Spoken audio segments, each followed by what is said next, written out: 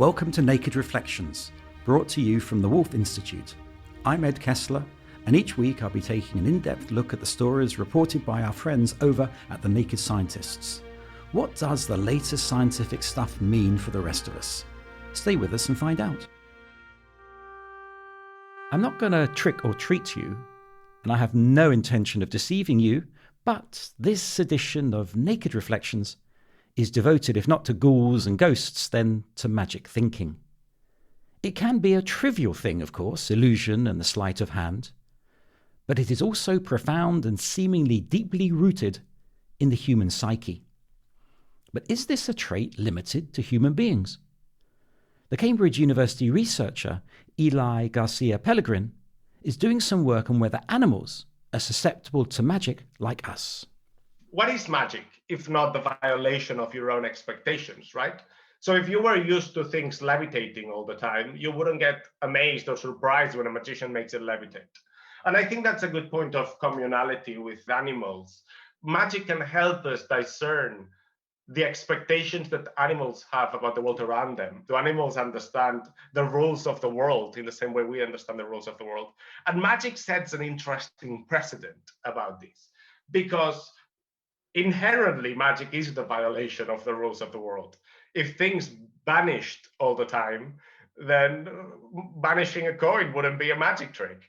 So if animals get surprised by seeing a coin vanish, then we know that they understand that things are not supposed to disappear from nowhere. That was Eli Garcia Pellegrin speaking about some animal magic on a recent edition of the In Short series of Naked Scientists podcasts. With me to discuss magic thinking are Chris Gosden, Professor of European Archaeology at the University of Oxford and author of the magisterial tome The History of Magic from the Ice Age to the Present, and Mohammed Ahmed, a PhD scholar here at the Wolf Institute who is researching the interaction of the Jews of Medina with early Islam and knows all about jinn and angelic beings.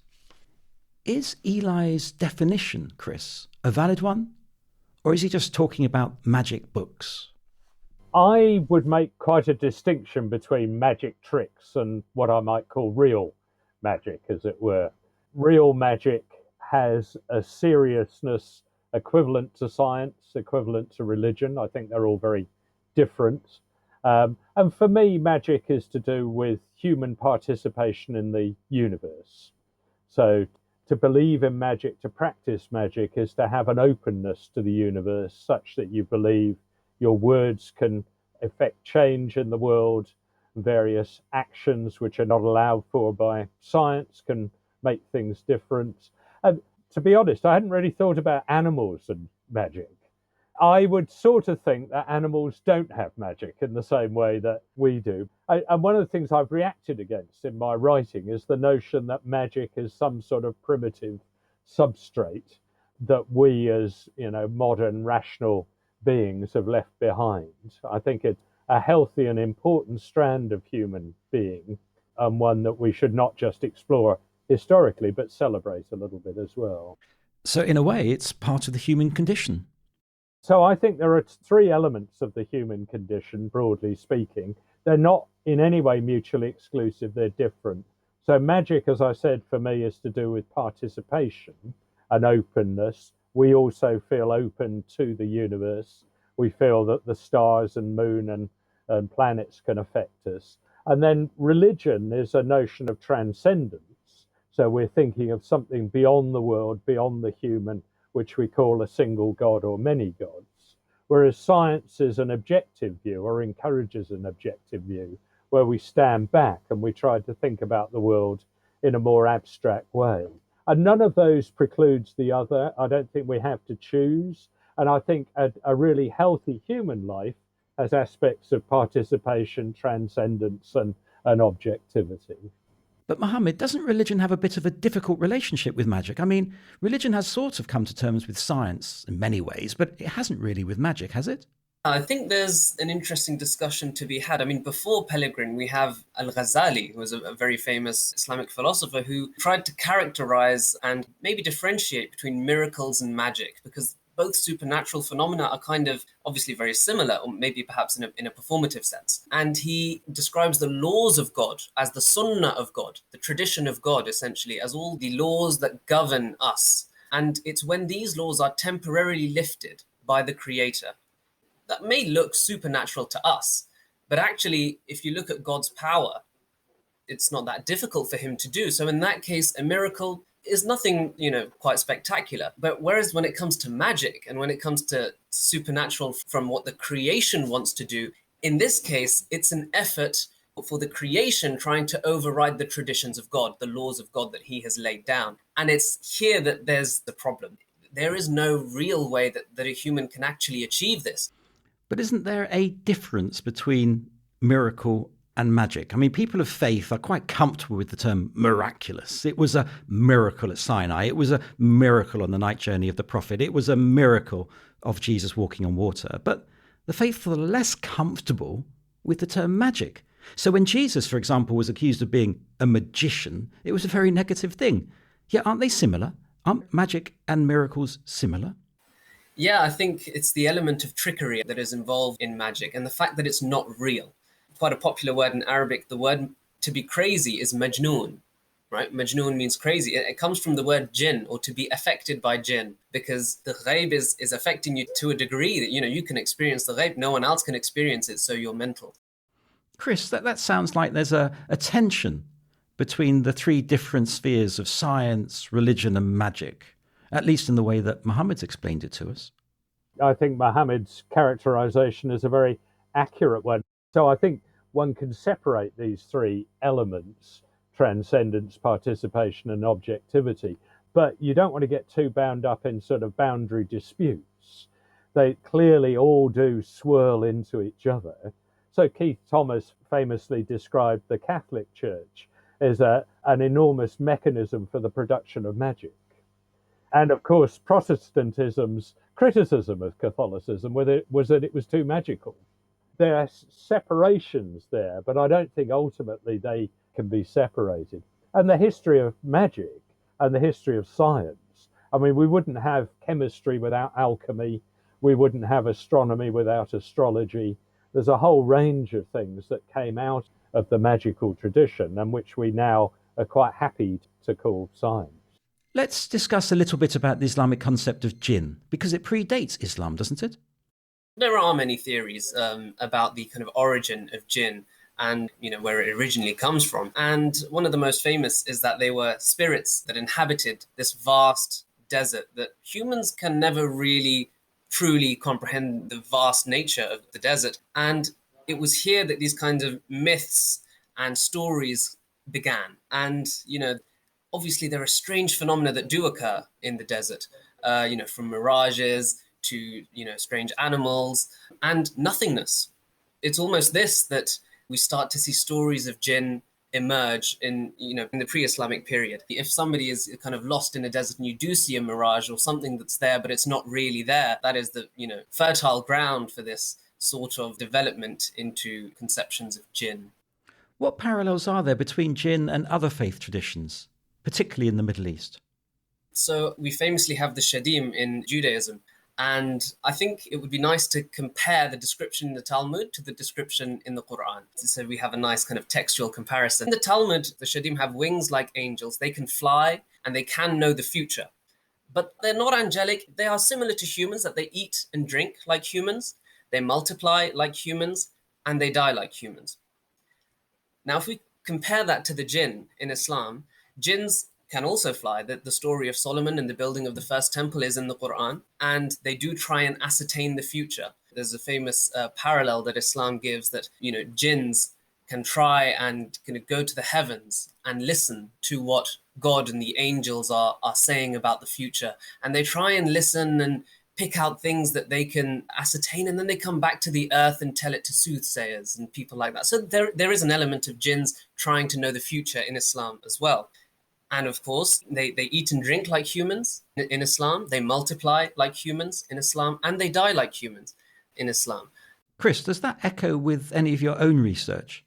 The history of magic, particularly interaction between angels and humans, or jinn and the shadim?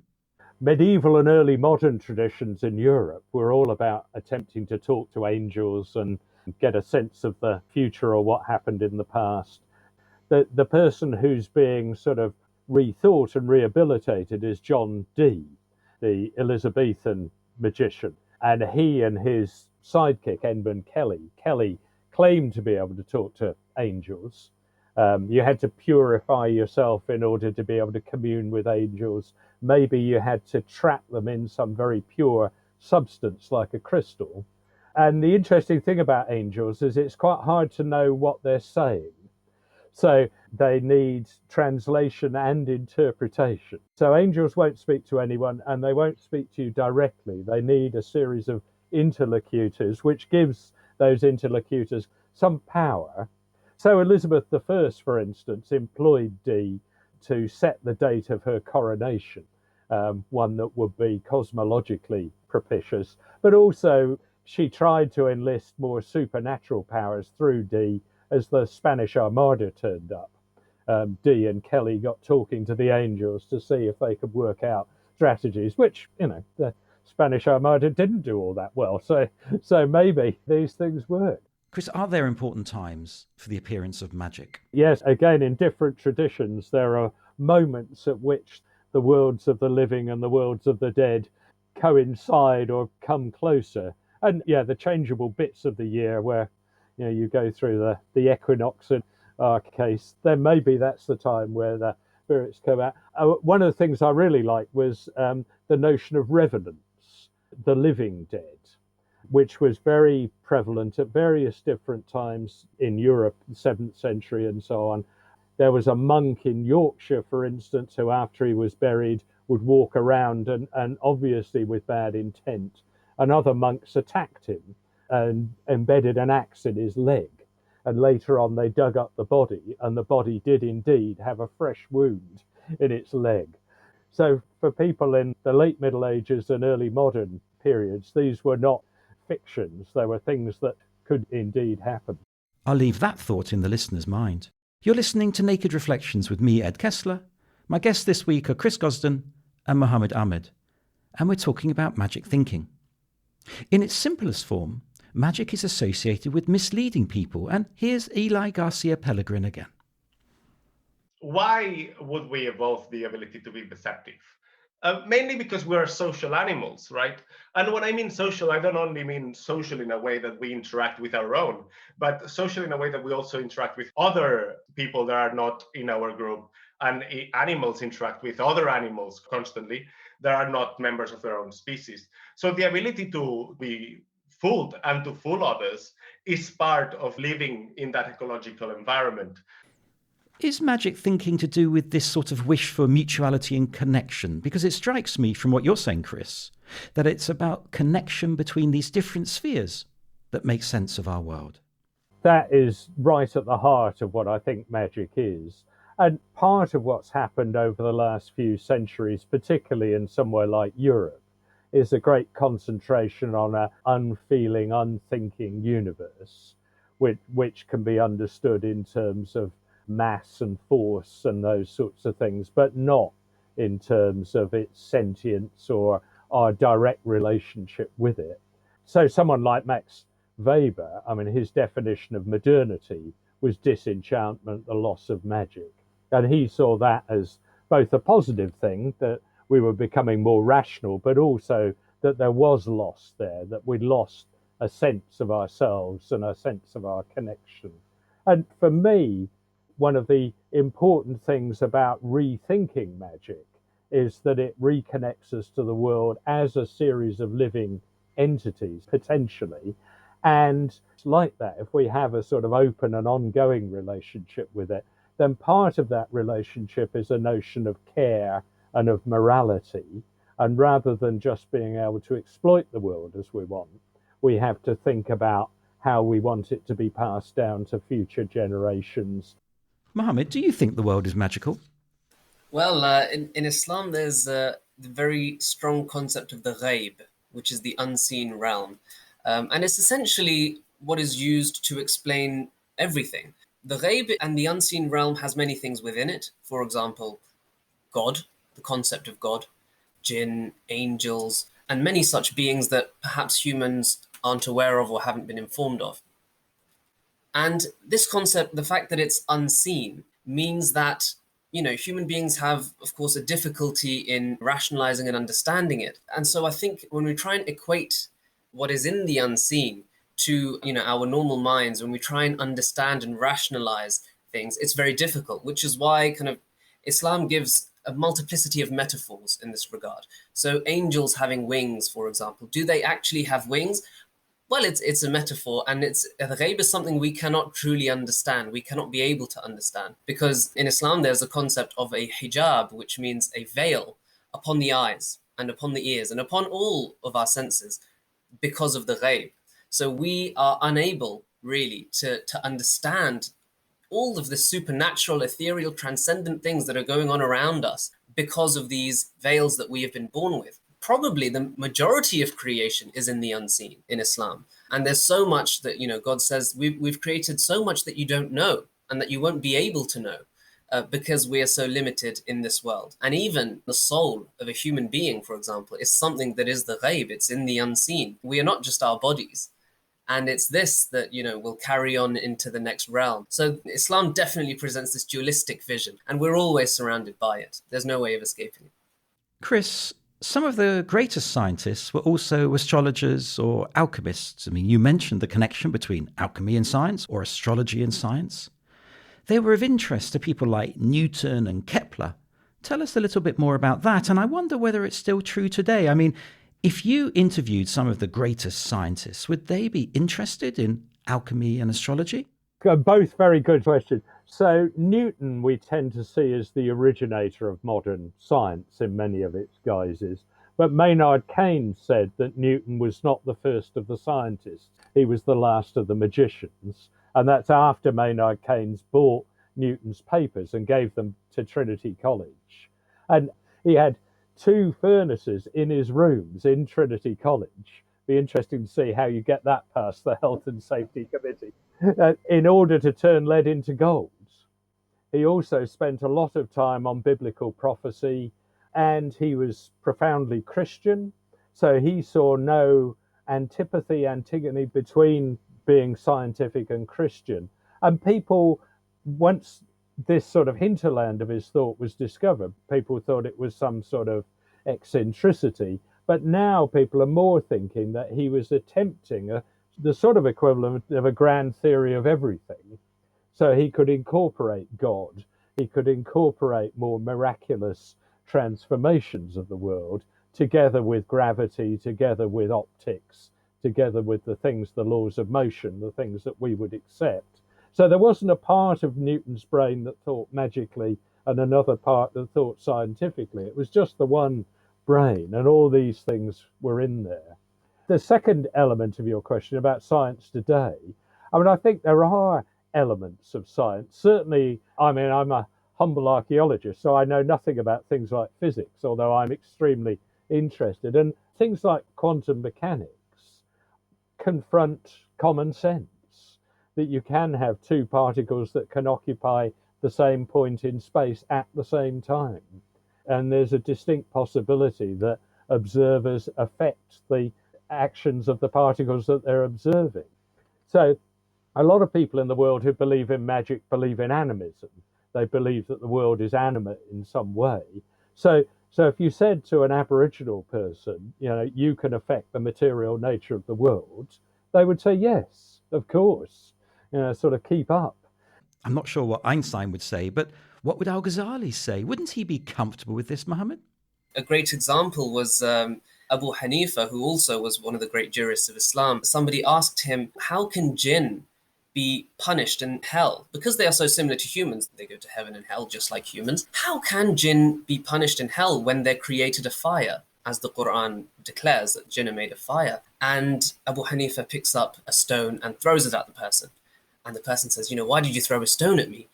And he says, well, you're made of clay, the earth, and I threw a bit of earth at you and it hurt you. And he said, they're very similar to us, but it's just because you can't comprehend something doesn't mean that it's not real. And I thought, that metaphor was quite apt in terms of us understanding this realm. I can really see that. I can really see what you explained, because one of the great gifts of teachers or scientists or people of faith is to be able to explain a principle so that you can visualize it. Chris, of course, in your study, you came across, what can I say, a few wacky people, didn't you? Yeah, there's a bit of wackiness out there. One element of magic, particularly relatively recently, is that it was countercultural. So it's really quite unpleasant people like Aleister Crowley, who styled himself as the Beast, used magic to subvert middle class values, engaged in black magic, which probably itself has quite a heritage back into the Middle Ages. And wackiness and inventiveness and creativity are often aligned. And in order to, think new thoughts, you can't be totally Einstein, who you mentioned before, was not totally conventional by any manner of means, and he had one of the most amazing sets of conceptions about the universe there's ever been. So again, I think one of the things I like about magic is that it sets you free from some of the things that may hold us down. And I really liked Mohammed's phrase, just because you can't see something doesn't mean to say it's not there. And that's where magic is often taking us, into the realm of the unseen, the initially unknown, and what may seem slightly mad. So tell us a little bit more about Aleister Crowley and his take on the Beast. On his honeymoon in Cairo, he got a visitation from an ancient being who gave him a whole new philosophy, Aiwass. And this new philosophy became the center of his construction of the universe. And like many people, he became interested in ancient Egypt. And it's interesting why certain aspects of world culture become interesting to certain people. The Egyptians seem to be magical in that otherworldly.